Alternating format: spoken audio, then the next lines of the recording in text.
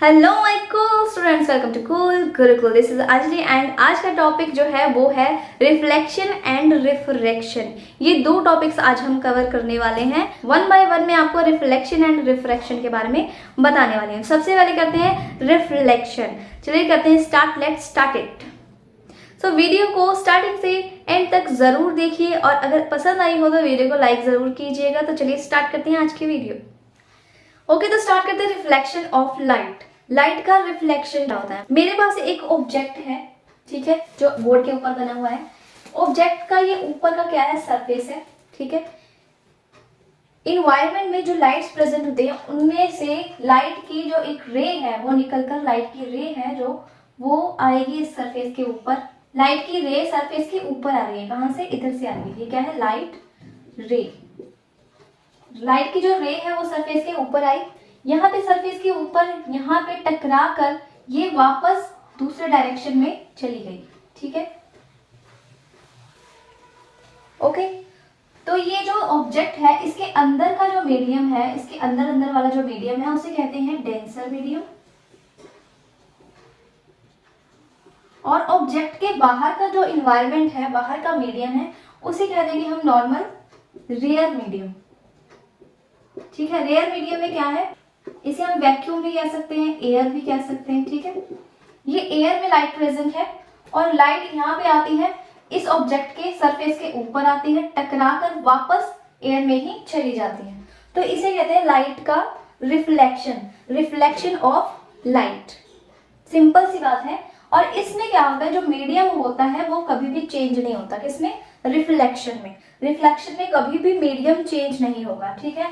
अगर ये air vacuum में प्रेजेंट है, ये रे ऑफ लाइट, तो यहाँ टकराने के बाद वापस वैक्यूम में चली जाएगी, ना कि इसके अंदर, ठीक है। ऑब्जेक्ट के अंदर नहीं जाएगी, अपने ही मीडियम में रहेगी, यहाँ से टकराते हुए वापस अपने मीडियम में चली जाएगी, ठीक है। और इसका एंगल जो होगा आने का और जाने का दोनों क्या होगा? बराबर होगा। इसलिए बीच में हम एक लाइन लगा लेंगे, ठीक है।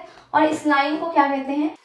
यहाँ से हमने लाइन लगा ली, क्योंकि जो लाइट रे आने का एंगल है वो जाने के एंगल के बराबर है। बीच में हमने एक लाइन लगा ली।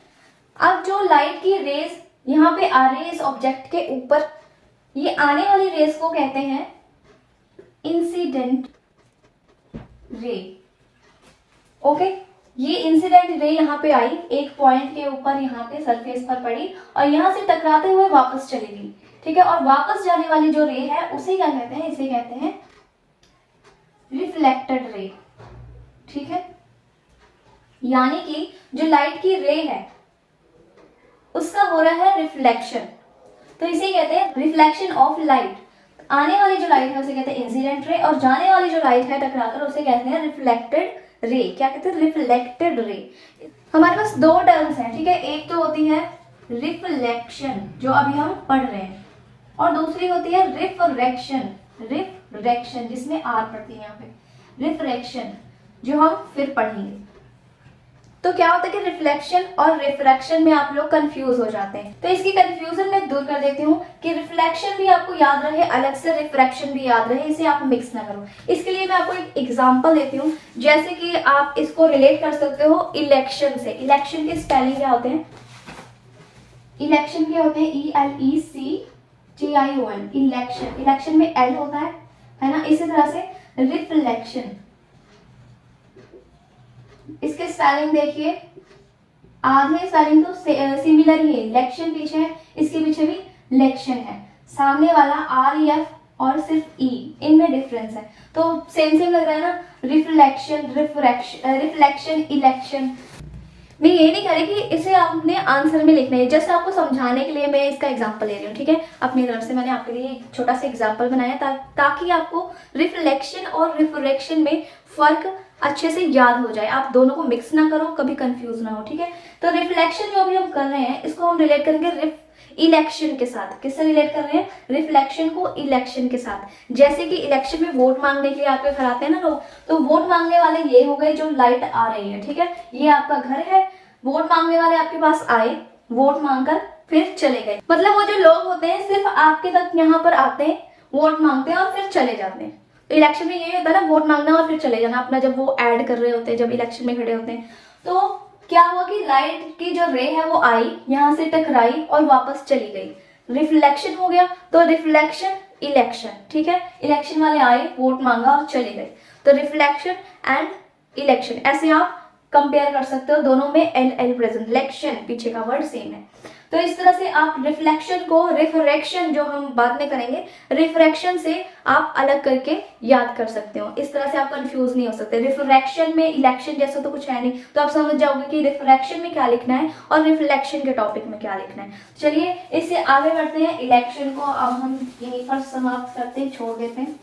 ओके, तो यहाँ क्या कर रहे थे हम लोग, लाइट जो रे है जो आ रही है उसे कहते हैं इंसिडेंट रे, और जो जा रही है उसे कहते हैं रिफ्लेक्टेड रे, ठीक है। तो इस तरह से रिफ्लेक्शन हो रही है, और बीच में हमने सेंटर में एक लाइन लगाई है, और इस लाइन को क्या कहते हैं, इस लाइन को कहते हैं नॉर्मल। क्या कहते हैं इस लाइन को, हम कहेंगे नॉर्मल, सिंपल सी नॉर्मल लाइन है ये, ठीक है, इसे नाम दे दिया नॉर्मल का। ओके, अब एंगल की बात करते हैं कि जब लाइट आ रही है और जा रही है तो क्या एंगल्स बने। ये जो हमने नॉर्मल बीच में सेंटर में लगाया है, इससे हम इन दोनों के एंगल्स बनाएंगे, ठीक है। जो आने वाली रे है उसे इंसिडेंट रे कहते हैं, और इसे डिनोट करते हैं आई से, स्मॉल आई। तो एंगल यहाँ पे जो बनेगा वो थीटा आई बन जाएगा, ठीक है। ये एंगल जो है इंसिडेंट रे का है, आने वाली रे का है, इसलिए उसे आई से डिनोट किया इंसिडेंट को, और साथ में थीटा लगा दिया। थीटा क्या होता है, एंगल होता है, जैसे कि आपने sine theta, cos theta, tan theta ये सब पढ़ा हुआ है ना, तो ये सारे क्या है, एंगल्स है, ठीक है। तो ये एंगल्स है, इसी तरह से थीटा आई यहाँ पे लगाया हमने, ये इसका एंगल बना। और जो जाने वाली लाइट है उसे कहते हैं रिफ्लेक्टेड रे। तो रिफ्लेक्टेड रे को हम डिनोट करते हैं स्मॉल आर से, और यहाँ पर हम एंगल लिख देंगे इसका थीटा स्मॉल आर, ठीक है। इस तरह से आपको एंगल्स भी पता चल गए इसके, इंसिडेंट और रिफ्लेक्टेड रे के। अब यहाँ पे बात ये है कि रिफ्लेक्शन का रूल है कि जो इंसिडेंट रे है वो बराबर होता है रिफ्लेक्टेड रे के। तो यहाँ पे हम क्या लिखेंगे, theta i is equal to theta r. तो ये जो है ये आपका फॉर्मूला बन गया किस चीज का, रिफ्लेक्शन ऑफ लाइट का। किस चीज का, इसे हम कहेंगे reflection of light, reflection of light.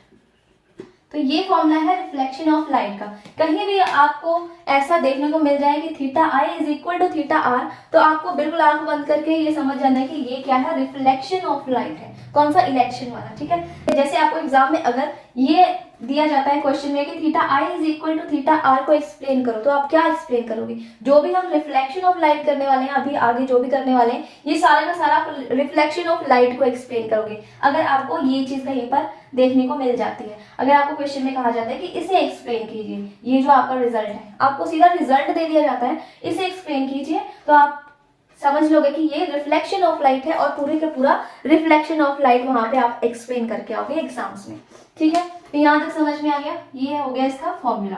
अब देखिए, लाइट जो आने वाली है इंसिडेंट रे, और ये जो जाने वाली रे है लाइट की वो है रिफ्लेक्टेड रे, और ये जो नॉर्मल लाइन है, ये तीनों लाइंस क्या करती हैं, सेम प्लेन पर लाई करती हैं, ठीक है। सेम प्लेन पर है ना, कहीं और नहीं है, ये भी इसी प्लेन पर है, ये वाले प्लेन पर, सरफेस के ऊपर। ये लाइट जो इंसिडेंट रे है वो भी इसी वाले प्लेन पर है, और जो नॉर्मल है वो भी यहीं पे आके मीट कर रही है। तो इस सिंगल प्लेन पर ये तीनों लाइंस क्या है, लाई कर रही हैं, ठीक है। तीनों लाइंस यहाँ पर ही बन रही हैं। ओके, ये जो एंगल्स बन रहे हैं, इस एंगल को बोलेंगे हम एंगल ऑफ इंसिडेंट, ठीक है। और जो रिफ्लेक्टेड रे वाली जो लाइन है उससे जो ये एंगल बन रहा है, इसे हम कहेंगे एंगल ऑफ रिफ्लेक्शन, ठीक है। क्योंकि यहाँ पे ये जो रे है वो रिफ्लेक्ट हो रही है, रिफ्लेक्टेड रे है, और इस रे से बनने वाले इस एंगल को कहेंगे एंगल ऑफ रिफ्लेक्शन, ठीक है। यहाँ तक समझ में आ गया, ओके। तो अब जितना कुछ भी मैंने आपको बताया, इन सबको क्या करना है, जस्ट थ्योरी बना देनी है इसकी, और नीचे सारा कुछ अपने नोटबुक पे जहां भी आपका टेस्ट हो, एग्जाम हो, वहां पे लिख देना है। जस्ट जो जो मैंने बताया वो अपनी तरफ से सारा कुछ लिख देना है। सीबीएसई के हो, इंग्लिश मीडियम है, इंग्लिश में सारा कुछ लिख देना है इसे, ठीक है। कि कैसे सबसे पहले लाइट आती है, सरफेस के ऊपर पड़ती है, इंग्लिश में लिखना है सब कुछ। उसके बाद यहाँ से रिफ्लेक्ट होकर आगे जाती है, और आने वाली रे को कहते हैं इंसिडेंट रे, जाने वाली रे को कहते हैं रिफ्लेक्टेड रे, और बीच में एक लाइन लगाई जाती है जिसे कहते हैं नॉर्मल। उसके बाद इस लाइन को लेकर इंसिडेंट रे और रिफ्लेक्टेड रे से मिलाकर दोनों के एंगल निकाले जाते हैं कि जो लाइट आ रही है वो किस एंगल से आ रही है और जो लाइट जा रही है वो किस एंगल से जा रही है। आने वाली लाइट के एंगल को कहते हैं एंगल ऑफ इंसिडेंट, जाने वाली लाइट के एंगल को कहते हैं एंगल ऑफ रिफ्लेक्शन। और ये जो आने वाला एंगल है और जाने वाला एंगल है, दोनों एंगल एक दूसरे के बराबर होते हैं, ठीक है। यानी कि theta i is equal to theta r. I और आर क्या है? आई है इंसिडेंट लाइट के लिए, रे के लिए, और आर है रिफ्लेक्टेड रे के लिए। इन दोनों को इस तरह से स्मॉल आई और स्मॉल आर के साथ डिनोट किया जाता है, ठीक है। और इसका फॉर्मूला क्या बन जाता है? Theta i is equal to theta r, ये इसका फॉर्मूला बन जाता है। ये क्या है? Reflection of light. साइंस में इंग्लिश ट्रांसलेशन करना बिल्कुल भी डिफिकल्ट नहीं होता, क्योंकि इसमें कोई ग्रामर आपको ज़्यादा यूज करने की जरूरत नहीं होती। इज, एम, आर, वॉज, वर से काम चल जाता है, ठीक है। तो आपको कोई भी नरेशन, वॉइस ये सब लगाने की जरूरत नहीं होती, इसलिए आप घबराए मत कीजिए। जो भी आपको समझ में आया, जो मैंने समझाया, उसे बस इंग्लिश में फटाफट से लिख देना है। क्या लिखना है? जस्ट जो मैंने बताया जस्ट वही लिखना है। जैसे कि जो लाइट आ रहे हैं, यानी कि आपको क्या लिखना है? The ray of light which approaches this surface of any object, that is called incident ray, and the ray which bounce back in the same vacuum, मतलब वापस चली जाती है उसी वैक्यूम में, उसी एयर में जहां से वो जिस मीडियम से आई थी उसी मीडियम में वापस जा रही है। Bounce back to the same medium, same vacuum, that bounce back ray called reflected ray. जो बैक जा रही है रे उसे कहते हैं रिफ्लेक्टेड रे। सिंपल जो आपने समझा है उसे वैसे ही लिखते चले जाना है। मैं भी कोशिश ही कर रही हूँ, मैंने कभी ऐसे ट्रांसलेट नहीं किया और लाइंस जो लिखी हुई हैं उसे कभी याद नहीं किया। जो मुझे समझ में आ जाता था अपनी तरफ से मैं इंग्लिश में लिख देती थी, बिल्कुल सिंपल लैंग्वेज में, और इसी तरह से आपको लिख देना है। देन फिर मैंने कहा कि एक नॉर्मल लाइन खींचनी है। ऊपर आप लिखोगे कि ड्रॉ अ नॉर्मल लाइन, कहाँ से? एक जो पॉइंट पर ये इंसिडेंट रे आकर टकरा रहा है, ठीक है। That point where the incident ray approaches, draw a normal line from that point. Just simple से लिख देना है। और उसके बाद क्या बोलना है कि incident ray, normal line and reflected ray, these three lines are lie on the same plane। Just simple English. उसके बाद क्या है? एंगल्स बने हमारे पास, उसके बारे में भी लिख देना है कि the angle formed through the incident ray, that is called angle of incident, and angle from by reflected ray, that angle is called क्या कहते हैं उसे? Angle of reflection. बस इतना सा लिख दिया। उसके बाद हमने फॉर्मूला निकाला जिसे हम लिखेंगे कि angle of incidence is always equal to angle of reflection, ठीक है। जो हमने theta i is equal to theta r लिखा था, फिर उसकी इंग्लिश लिख दी। बस इतनी सी इंग्लिश तो मारनी है, बिल्कुल आसान से लिख देनी है, कोई प्रॉब्लम नहीं, कोई दिक्कत नहीं है। ओके, तो इसके 3 टाइप्स होते हैं। देखिए, रिफ्लेक्शन ऑफ लाइट के 3 टाइप्स होते हैं। 3 तरह के रिफ्लेक्शन होती है। कैसी कैसी? फर्स्ट है regular reflection, second is diffused, and third is multiple, ठीक है। फर्स्ट कौन सी है? Regular, second diffuse, and third one is multiple. तो ये 3 तरह की जो होती है रिफ्लेक्शंस होती हैं। ओके, कौन सी? रिफ्लेक्शन होती है। रिफ्लेक्शन कितने टाइप्स होती हैं? 3 टाइप्स होती हैं। कौन कौन सी? ये रेगुलर, डिफ्यूज एंड मल्टीपल, ठीक है। ये आपको फिर इंग्लिश मार देनी है। बस हो गया रिफ्लेक्शन का टॉपिक खत्म। हमारे पास 2 टर्म्स होते हैं। कौन कौन सी? एक होती है रिफ्लेक्शन और एक होती है रिफ्रैक्शन। कौन सी होती है? रिफ्लेक्शन और दूसरी होती है रिफ्रैक्शन। कौन सी होती है? Refraction and refraction. आप क्या करते हैं? दोनों में कंफ्यूज हो जाते हो, इसको इसके साथ मिक्स करने लग जाते हो, इसको इसके साथ मिक्स करने लग जाते हो, जबकि दोनों चीजें क्या है? डिफरेंट है, ठीक है। एक है रिफ्लेक्शन, लेक्शन है, और एक है रिफ्रैक्शन, ठीक है। रिफ्लेक्शन को हमने किया था इलेक्शन के साथ रिलेट, ठीक है। तो रिफ्लेक्शन को हम इलेक्शन के साथ रिलेट कर लेते हैं, लेकिन यहाँ पे अगर हम सीरियसली देखें तो इलेक्शन का रिफ्लेक्शन के साथ कोई भी लेना देना नहीं है। ऐसा कुछ भी आपने यहाँ पे लिखना नहीं है। जस्ट आपको याद करने के लिए करवा रही हूँ और पता चले कि आप जाके एग्जाम्स में लिखा है, ऐसा बिल्कुल नहीं करना, ठीक है। ये जस्ट मैं आपको समझाने के लिए ले रही हूँ। इलेक्शन के साथ जब हम रिलेट करेंगे तो रिफ्लेक्शन का क्या आ जाएगा? जैसे इलेक्शन वाले आते हैं वोट मांगने के लिए, यहाँ से हमसे टकराते हैं और वापस चले जाते हैं, आते हैं वोट मांगते हैं और फिर चले जाते हैं। तो ये क्या हो गया? रिफ्लेक्शन से कैसे रिलेट हुआ? रिफ्लेक्शन में क्या होता है? रे ऑफ लाइट, ये लाइट की रे आती है, कोई सरफेस है उससे टकराती है और वापस चली जाती है, ठीक है। तो इलेक्शन में लोग आते हैं, वोट मांगते हैं, चले जाते हैं, वैसे ही रिफ्लेक्शन में लाइट आती है, टकराती है और चली जाती है। इसलिए इसको याद करवाने के लिए मैं आपको ये एग्जांपल से समझा रही हूँ, ठीक है।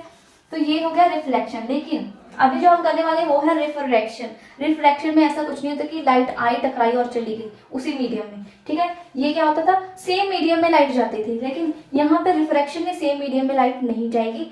लाइट जो होगी वो सरफेस से टकराएगी, उसके बाद क्या होगा वो हम डिटेल में पढ़ते हैं। चलिए ओके, प्रॉपरली हम ये रिफ्रैक्शन ऑफ लाइट स्टार्ट करने से पहले मैं आपको दो तरह के इन्वायरमेंट के बारे में बताती हूँ, जो कि रिफ्रैक्शन में आने वाली टर्म में से एक है। तो आपको समझ में आ जाए इसलिए पहले मैं आपको ये सारी टर्म समझा देती हूँ वहाँ समझाने की बजाय। तो हमारे पास दो तरह के इन्वायरमेंट होते हैं जो हमने देखे अपनी आंखों से। एक तो होता है नॉर्मल इन्वायरमेंट, जहाँ पे हम लोग चल रहे हैं, फिर रहे हैं, दौड़ रहे हैं, खा रहे हैं, पी रहे हैं, आराम से सांसें ले रहे हैं, वो होता है नॉर्मल इन्वायरमेंट। लेकिन एक और तरह का इन्वायरमेंट होता है हमारी धरती के ऊपर नहीं, धरती के नीचे, यानी कि सी इन्वायरमेंट।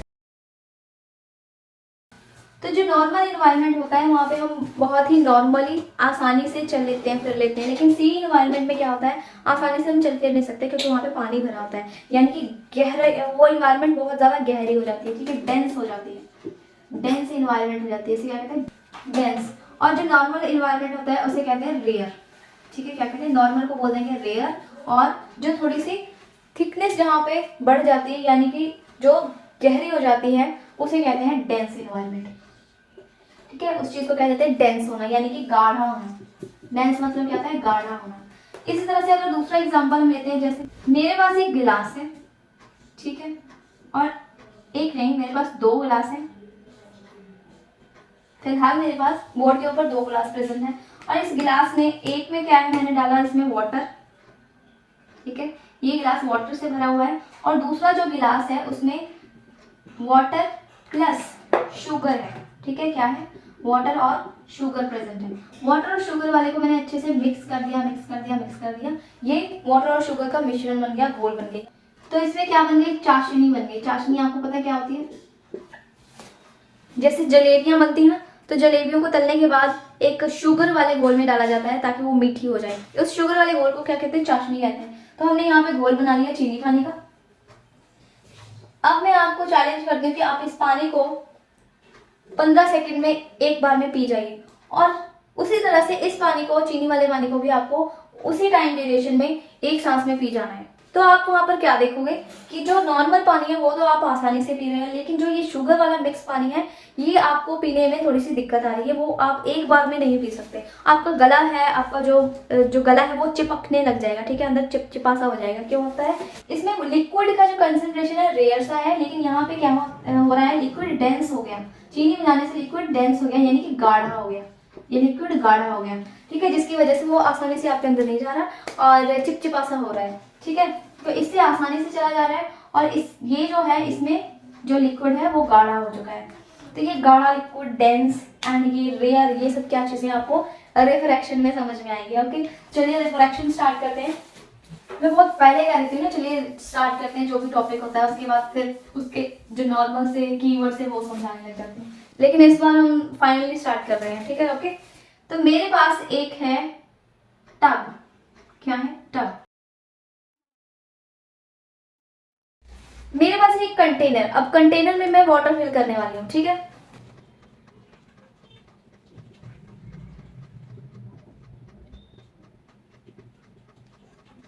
तो गाइस ये ड्राइंग बहुत अच्छी है। अगर आपको अपनी शक्ल बनवानी हो तो मुझे फेसबुक एंड इंस्टाग्राम पे फॉलो कर सकते हैं और डीएम कर सकते हैं अपनी शक्ल बनवाने के लिए। Thank you so much. Okay, तो मैंने ये कंटेनर लिया, उसमें ये फिल कर दिया वाटर। अब इसका रिफ्रैक्शन में क्या काम है, अब हम लेकर आएंगे लाइट की रेज को, ठीक है। लाइट की रे को लेकर आए, ये मैं ले रही हूँ लाइट। यहाँ से लाइट की रे आ रही है और वाटर की इस सरफेस के ऊपर पड़ी, ठीक है। ये ऊपर का क्या है, वाटर सरफेस। इसे हम हाईलाइट कर देते हैं वाटर के सरफेस को, ताकि आपको अच्छी तरह से दिखाई दे। तो मैंने इसे कर दिया हाईलाइट। ओके, तो ये है वाटर सरफेस, राइट। अच्छा बना, ठीक है।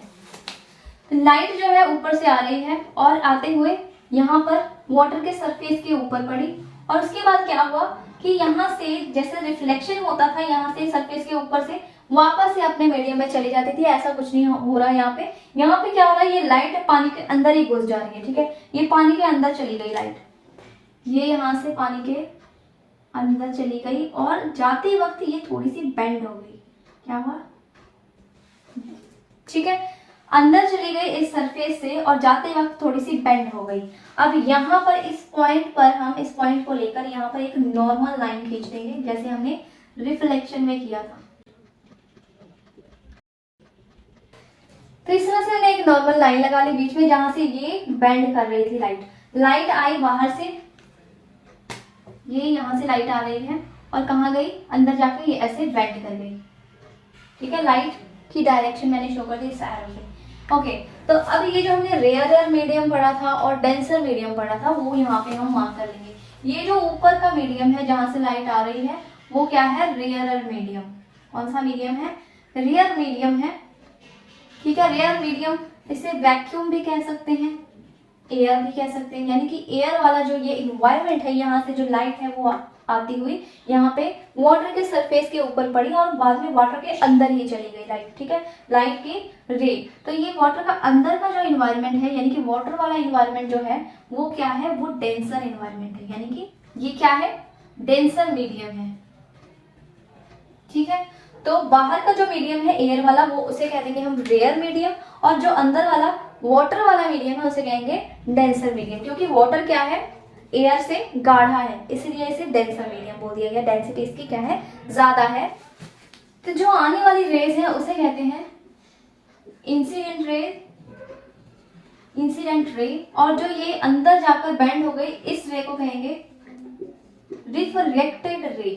कौन सी, रिफ्रैक्टेड रे, ठीक है, जो रिफ्रैक्ट हो रही है। रिफ्रैक्ट होने का मतलब यहाँ पे आपको अच्छे से समझ में आ रहा होगा ये डायग्राम के थ्रू, क्योंकि जो लाइट की रे है वो एक रेयरर मीडियम से एक डेंसर मीडियम के अंदर जा रही है, यानी कि इसका मीडियम क्या हो रहा है, वो चेंज हो रहा है, ठीक है, रेयर से डेंसर मीडियम हो रहा है, मीडियम चेंज हो गया। जबकि रिफ्लेक्शन वाला जो हमने किया था उसमें मीडियम सेम था, रेयर मीडियम से ही वहां पे टकराकर सरफेस से वापस रेयर मीडियम में ही जा रही थी लाइट, लेकिन यहाँ पे सरफेस से टकराने के बाद वो अंदर चली गई और मीडियम चेंज हो गया, रेयर से डेंसर हो गया।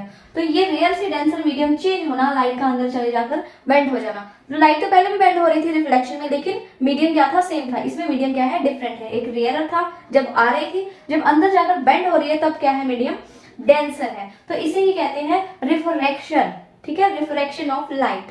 It means change of path of light when it goes from one medium to another medium, मतलब कि लाइट का पाथ, रास्ता चेंज हो रहा है जब लाइट किसी एक मीडियम से किसी दूसरे मीडियम में प्रवेश कर रही है, यानी कि एंटर कर रही है। कौन सा मीडियम, कौन सा था, एक था रेयर और दूसरा डेंसर। लाइट रेयर से डेंसर में चेंज हुई, उसका पाथ चेंज हुआ, मीडियम चेंज हो गया, इसे कहते हैं रिफ्रैक्शन ऑफ लाइट, ठीक है, समझ में आ गया। बाकी की चीजें वही है जैसे कि हमने रिफ्लेक्शन में पढ़ा था। यहाँ पे हमने बीच में से एक लाइन लगाई जिसे हम कहते हैं नॉर्मल, क्या कहते हैं इसे कहते हैं नॉर्मल, और इससे नॉर्मल से ये इंसिडेंट रे और रिफ्रैक्टेड रे के दोनों एंगल्स बन रहे हैं जैसे रिफ्लेक्शन में बने थे, ठीक है, नॉर्मल से बनाया था ना हमने। तो हमने बीच में से नॉर्मल जो लाइन है वो लगा ली है। अब हम इसका निकालेंगे एंगल कौन से बना रहे हैं, देखिए इंसिडेंट जो रे है, यानी कि ये आने वाली रे, बाहर से रेयर मीडियम से आने वाली रे, वो एंगल बना रही है यहाँ पे, ठीक है, इस नॉर्मल के साथ, ये इसका एंगल है, ठीक है। और जो लाइट अंदर चली गई, जो रे अंदर चली गई, वो यहाँ पे बना रही है, ठीक है, नॉर्मल और नॉर्मल के साथ, ठीक है, ये अंदर वाला ये नॉर्मल है, इसके साथ एंगल बना रही है। जो बाहर का एंगल होगा, यानी कि जो रेयर मीडियम का जो लाइट रे ऑफ लाइट का एंगल होगा वो होगा थीटा आई, और दूसरा अंदर वाला जो होगा वो होगा थीटा आर, यानी कि आई का मतलब हो गया इंसिडेंट रे का एंगल, इंसिडेंट रे, और थीटा का मतलब हो गया एंगल, इसलिए हो गया एंगल ऑफ इंसिडेंट, और अंदर वाला जो है वो क्या है, angle of refraction, not reflection, angle of refraction. Refraction में लाइट क्या है, अंदर चली जाती है और बेंड हो जाती है। ओके, तो यहाँ पर क्या है, देखिए यहाँ देखिए, ये जो आने वाली लाइट है यहाँ पर आई इस पॉइंट पे, यहाँ पे आके सीधा इस डायरेक्शन में सीधा जाने के बजाय बेंड कर रही है, और बेंड कहाँ कर रही है, इस नॉर्मल के टुवार्ड्स, यानी कि नॉर्मल की तरफ बेंड कर रही है। नॉर्मल लाइन है उसकी तरफ ये बेंड कर रही है। इसे अगर जाना होता है तो ये सीधा पाथ जाती, और कहाँ पे जाती है, इसकी इमेजिनरी लाइन अगर हम ड्रॉ करते हैं तो ये पीछे से ऐसे, ठीक है। अगर ये सीधी जाती तो इधर जाती, लेकिन ये क्या कर रही है, यहाँ से बेंड हो रही है, इस पॉइंट से बेंड कहाँ पे हो रही है, नॉर्मल के टुवार्ड्स, यानी कि नॉर्मल की तरफ बेंड हो रही है, ठीक है। अगर मान लीजिए कि वाटर के अंदर कोई ऑब्जेक्ट है, ठीक है, मान लीजिए, मैंने क्या कहा, मान लीजिए, लेट कर लीजिए वाटर के अंदर कोई ऑब्जेक्ट है यहाँ पे। अब इस ऑब्जेक्ट से लाइट बाहर आ रही है, ठीक है, इस ऑब्जेक्ट से लाइट बाहर आ रही है, कैसे, ये ऑब्जेक्ट की जो यहाँ से जो ऑब्जेक्ट से लाइट निकलने वाली है वो सरफेस के ऊपर गई, ठीक है। सरफेस के ऊपर जाने के बाद क्या होगा, यहाँ पे इस पॉइंट पे एक नॉर्मल लाइन बन जाएगी, ड्रॉ कर लेंगे हम नॉर्मल लाइन, और अंदर से बाहर जाने वाली जो ये लाइट होगी, रे होगी, वो इस नॉर्मल लाइन से क्या होगी, दूर जाएगी, यानी कि इस तरह से बेंड हो जाएगी। समझ में आ रहा है? इसको मैं अलग से आपको बनाकर दिखाती हूँ। तो चलिए मैं अलग से समझाती हूँ। ये मैंने आपको बताया कि जो लाइट है वो रेयर मीडियम से डेंसर मीडियम में जा रही है, और ये जो डेंसर मीडियम में जाने वाली लाइट है ये बेंड कर रही है टुवार्ड्स नॉर्मल लाइन की तरफ बेंड कर रही है। और अगर हम इसी प्रोसेस को उल्टा कर देते हैं, यानी कि हम अब जाएंगे लाइट को लेकर डेंसर मीडियम से रेयर मीडियम तक, ठीक है। फिर क्या होता है, देखिए मेरे पास कंटेनर है, इसमें क्या है, वाटर, मेरे पास कंटेनर है, इसमें है वाटर, वाटर के अंदर कोई एक चीज पड़ी है, ठीक है, ये कोई एक चीज पड़ी है। क्या होता है, इस चीज से लाइट बाहर निकलती है, ठीक है, लाइट, रे ऑफ लाइट बाहर आई। ये बाहर निकलते वक्त सर ये जो वाटर का सरफेस था, जब बाहर से अंदर आ रही थी, इस सरफेस के ऊपर एक पॉइंट बना था जहां से लाइट बेंड करी, वैसे ही अंदर से जो लाइट आ रही है वो जब वाटर के सरफेस तक पहुंचेगी, यहाँ पे एक पॉइंट बनेगा, इस पॉइंट पे हमने जैसे नॉर्मल लाइन लगाई थी वैसे ही एक नॉर्मल लाइन लगा लेंगे, ये नॉर्मल लाइन हमने लगा ली, ठीक है।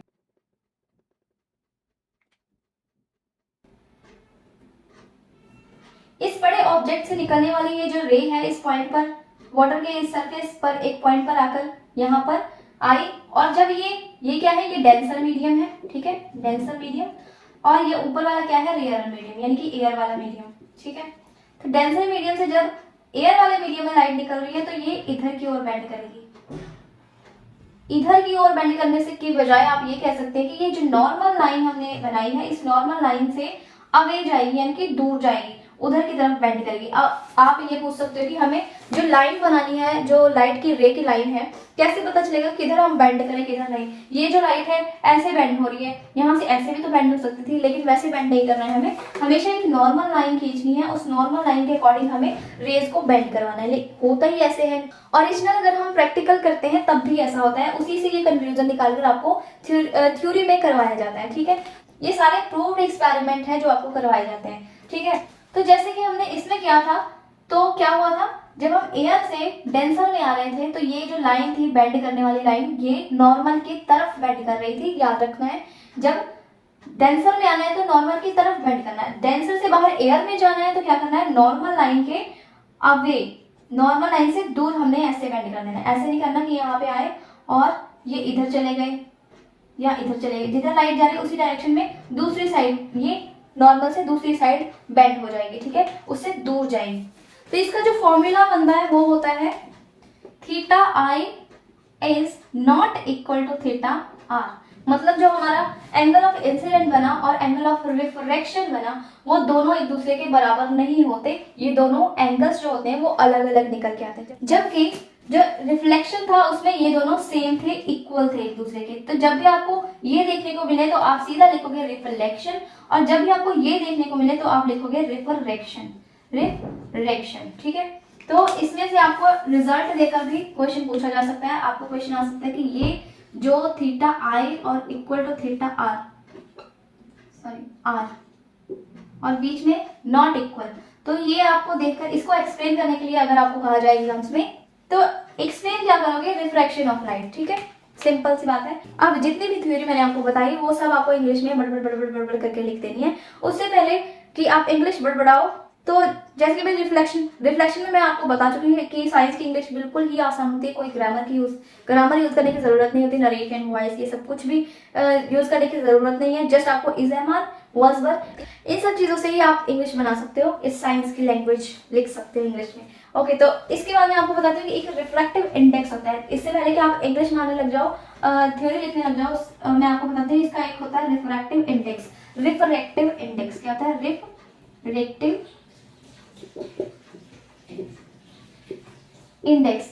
रिफ्रैक्टिव इंडेक्स को डिनोट किया जाता है स्मॉल एन से। किससे डिनोट करते हैं? स्मॉल एन से। स्मॉल एन यानी कि रिफ्रैक्टिव इंडेक्स किसके बराबर होता है? C/V। ठीक है, किसके बराबर होता है? C/V। इसे याद कर लीजिए, जो रिफ्रैक्टिव इंडेक्स है इसका, रिफ्रैक्शन का, वो होता है, उसे डिनोट करते हैं एन से, और उसका फॉर्मूला होता है C/V।